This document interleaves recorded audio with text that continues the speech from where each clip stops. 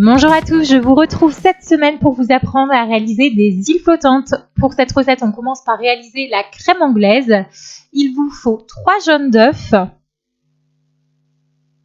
50 g de sucre fin,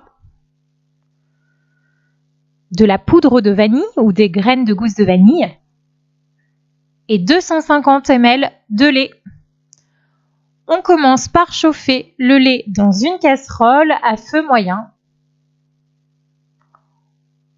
On surveillera bien sûr la cuisson afin qu'il ne n'attache pas dans le fond de la casserole. Donc pour cela, on remuera régulièrement. On ajoute également à ce moment-là les graines de vanille. Pendant ce temps, on va blanchir les jaunes d'œufs avec le sucre à l'aide d'un fouet.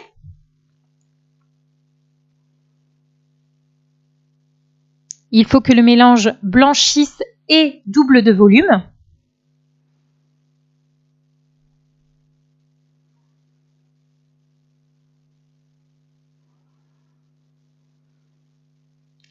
J'attends l'ébullition de mon lait. Quand celui-ci bout, je baisse le feu et je vais ajouter environ un tiers de lait sur mon mélange jaune d'œuf sucre.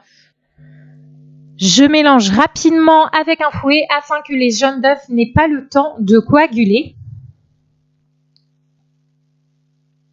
Et je remets le tout dans la casserole.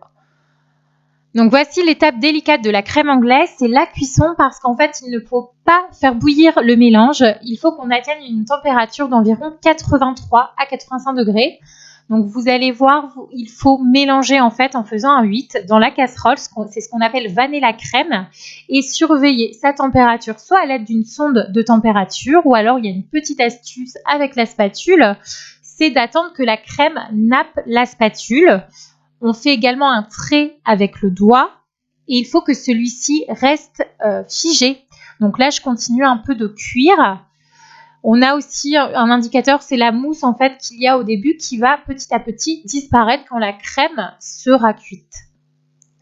Donc voilà, là j'ai une crème nappante, je tire un trait et j'ai mes deux parties qui restent chacune de leur côté. Donc la crème est cuite, je la débarrasse dans un plat assez large, je la filme au contact et je la mets au frais.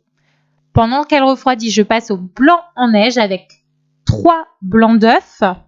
Donc on est un peu sur 90 grammes environ. Et 35 grammes de sucre fin avec des graines de gousse de vanille. Je vais donc monter mes blancs d'œufs en ajoutant en 3 fois le sucre. Donc cette recette, elle est un peu anti-gaspi. On utilise à la fois les jaunes et les blancs d'œufs. Donc c'est parfait. Donc on ajoute une première partie de sucre au début. Une deuxième partie de sucre au milieu.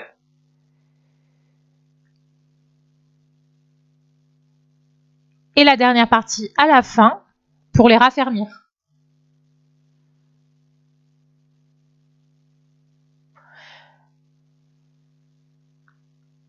Donc on sait qu'ils sont montés quand on a des becs d'oiseaux et puis le test ultime, le saladier retourné. Si la table est nickel, c'est que c'est bon.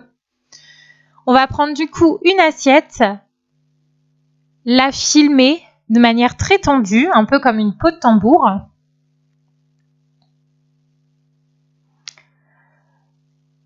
Et on va faire des petites quenelles de blanc d'œuf.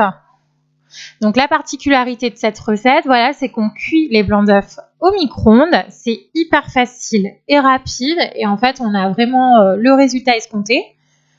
Donc je fais des petites quenelles à l'aide d'une cuillère. Si c'est délicat, vous pouvez aussi utiliser des moules en silicone ou les cuire directement dans un bol qui va au micro-ondes.